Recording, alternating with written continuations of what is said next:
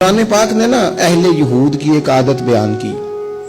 वो पता क्या करते थे, उनको दो हुक्म दिए जाते थे ना अल्लाह की तरफ से, तो जो उनकी मर्जी का होता था उसे मान लेते थे और जो मर्जी का नहीं होता था उसे छोड़ देते थे। अल्लाह ताला ने ना यहूदियों की इस आदत को कुरान पाक में बयान किया, फरमाया अफतुमिनूना बिबादिल किताब व तकफुरूना बिबाद, तुम किताब के बाज हिस्से पर ईमान लाते हो और बाज से कुफर करते हो। आज ना बदकिस्मती से खुदा हमें माफ करे, माज़अल्लाह, मुसलमानों में भी ये आदत आ गई है कि अगर उनकी मर्जी की बात हो तो मजहब इस्तेमाल कर लिया, और अगर मर्जी की नहीं तो फिर उन्होंने कभी मजहब की बात नहीं की। हमारे एंकर फटाफट कहेंगे ओ जनाब ये बात, इसका भी तो इस्लाम हुक्म देता है। इस्लाम इसके अलावा भी कई चीजों का हुक्म देता है, आप उसकी तरफ भी जनाब थोड़ी तवज्जो करें, कुल दीन बयान करें। मैं अक्सर कहता हूं एक बंदा हलाल हराम की तमीज नहीं करता, पड़ोसियों को तंग करता है, दोस्त उससे बड़े परेशान है, नमाज के वो करीब नहीं जाता, रिश्वतखोरी, चोर बाजारी, माज़अल्लाह सारी बातें उसके अंदर पाई जाती हैं। लेकिन अब उसने करनी है दूसरी शादी। अब उसे याद आ गया कि दीन में 4 शादियां जायज है, बाकी उसे कभी दीन याद नहीं आया। अब उसका इरादा बना दूसरी शादी करने का।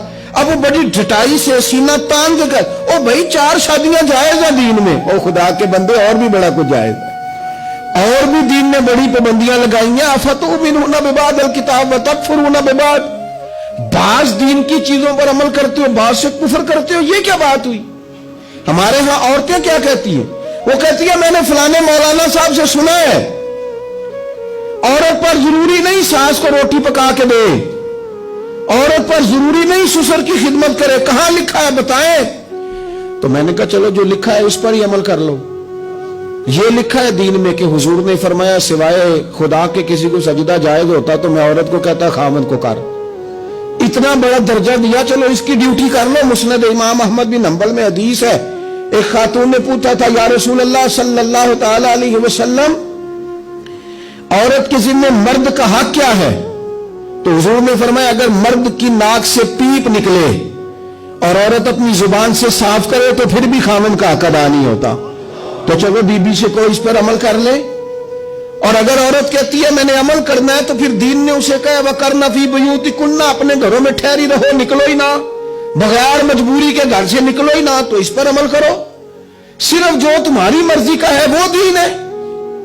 बाज मजहबी लोग भी ये काम करते हैं, जो उनका मुखालिफ हो गया वो बेदीन हो गया, जो उनसे फिर गया वो बेदीन हो गया। आप दीन को इस्तेमाल तो ना करें, दीन को रहबर बनाएं, अपने मकासद हासिल करने की सीढ़ी ना बनाएं।